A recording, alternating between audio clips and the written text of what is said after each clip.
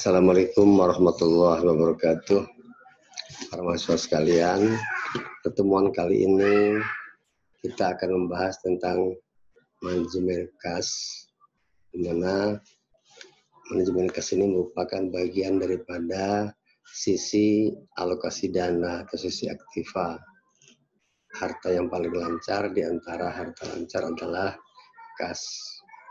Nah, bagaimana seterusnya kita akan melihat manajemen kas ini adalah kita coba lihat seperti ini. Manajemen kas pertama, apa pengertian kas itu adalah dana tunai atau alat pembayaran yang punya nilai nominal dan siap untuk digunakan. Siap digunakan untuk operasional perusahaan sehari-hari. Kemudian kita coba lihat di sini apa motifnya orang harus memiliki kas dalam suatu perusahaan. Yang pertama itu adalah motifnya bersifat motif transaksi atau transaction balance, yaitu motifnya bahwa perusahaan itu akan menahan kas agar supaya perusahaan itu mampu untuk menjalankan usahanya sehari-hari. Perusahaan mampu untuk membiayai kegiatan operasionalnya. Perusahaan mampu untuk membeli bahan baku. Perusahaan mampu untuk membeli persediaan barang dagangan. Perusahaan mampu untuk membayar tenaga kerja langsung. Perusahaan mampu membayar biaya overhead pabrik, dan seterusnya. Perusahaan mampu membayar biaya penjualan. Ini adalah motif transaksi daripada kenapa perusahaan memiliki kas. Kemudian motif yang kedua, yaitu motif berjaga-jaga. Precautionary balance. Kenapa perusahaan menahan kas? Untuk menghadapi keadaan yang tidak terduga. Kalaupun ada, mungkin ada faktor-faktor lain yang berpengaruh terhadap motif ini adalah kemampuan perusahaan meminjam kas secara mendadak. Berarti berjaga-jaga untuk menghadapi suatu keadaan tidak terduga. Termasuk diantaranya misalnya jika terjadi kondisi kekurangan kesusahan terhadap bahan baku dari para supplier, kesulitan untuk mendapatkan persediaan bahan dagangan dan sebagainya, kas sudah tersedia. Kemudian yang ketiga, motif kenapa perusahaan memiliki kas adalah motif spekulasi. Kas itu motif spekulasi atau tentang kebutuhan kas masa depan. Spekulatif balance. Untuk apa?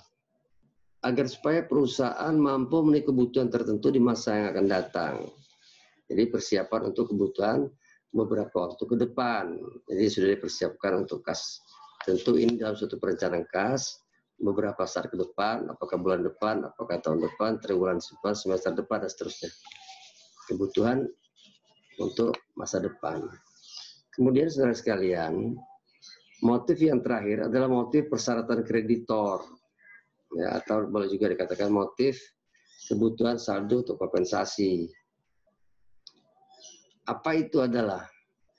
Adalah persyaratan kas yang dipersiapkan secara minimal, ya, tetap berada di saldo bank atau di rekening perusahaan, rekening bank, agar supaya perusahaan ini mampu untuk memenuhi persyaratan jika seandainya ia ingin meminjam daripada kreditor atau para investor menanamkan modalnya di situ. Mahasiswa sekalian, kondisi kas tersebut dalam suatu perusahaan ada dua kemungkinan yang mungkin terjadi. Yang pertama, kondisi kas yang berlebih. Kondisi kas yang berlebih ini artinya ketersediaan kas itu melebihi daripada kebutuhan. Berarti sebagian dana tidak digunakan. Ya, terjadi idle cash. Apakah ini efisien? Tentu tidak efisien. Kenapa? Perusahaan tetap menanggung beban biaya modal sementara tidak digunakan. Nah, ini tidak efisiennya begitu, kelebihan kas, ya, tidak efisien. Atau ada yang kondisi yang lain, justru kekurangan kasnya. Kalau kondisi kekurangan kas, ini akan mengganggu aktivitas usaha, akan mengganggu kegiatan operasional perusahaan, tidak bisa bekerja secara optimal. Jika likuiditasnya terganggu, ya, kondisi kasnya kekurangan, tentu tidak akan juga mampu, konsekuensinya tidak akan mampu mencapai target laba yang diharapkan, karena modalnya kurang, kasnya kurang. Nah ini, demikian. Sehingga kebijakan perusahaan yang diharapkan atau diinginkan adalah bagaimana menciptakan kas itu tidak berlebih tapi juga tidak kurang, cukup sesuai dengan kebutuhan. Itulah disebut dengan manajemen kas perusahaan, bagaimana memanagenya. Perusahaan bagaimana memanage jumlah kas yang tersedia tersebut sesuai dengan berapa yang dibutuhkan, sesuai dengan perencanaan, tidak berlebih juga tidak kekurangan.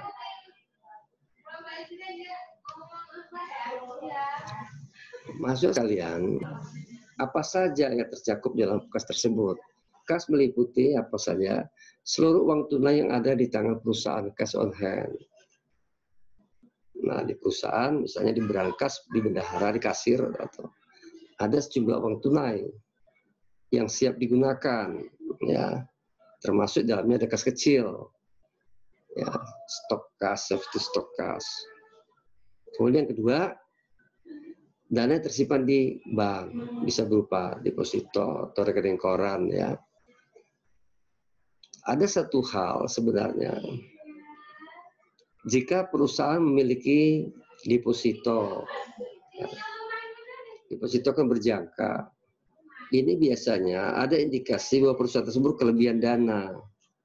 Jadi salah satu alokasi untuk kelebihan dana adalah didepositokan dana tersebut. Mungkin persiapan ke depan untuk ekspansi dan sebagainya, dananya sudah ada, sementara didepositokan dulu. Ini merupakan salah satu indikasi bahwa perusahaan tersebut mempunyai kelebihan dana. Baik, Bapak sekalian, ada juga di dalamnya termasuk surat-surat berharga. Ya, ada juga di sini surat-surat berharga. Apa saja? Investasi jangka pendek yang bersifat temporer. Yang apabila perusahaan memerlukan kas, segera bisa dijual atau bisa diubah ke dalam bentuk kas. Makanya dikatakan sering dalam harta lancar yang pertama adalah kas dan surat-surat berharga termasuk dalamnya. Nah, ini tadi sudah kita jelaskan, motif kas itu tadi sudah kita jelaskan di sini adalah motif transaksi, sudah kita jelaskan tadi untuk kegiatan perusahaan, motif berjaga-jaga untuk menghadapi keadaan masa depan, itu mungkin tidak menentu, kebutuhan masa depan untuk bersiap kas ke depan, ya, termasuk pengembangan usaha dan sebagainya, dan kebutuhan untuk kompensasi kepada perusahaan. Maksud sekalian, nah ini ya sudah kita jelaskan tadi itu motif, ya, kita lanjutkan.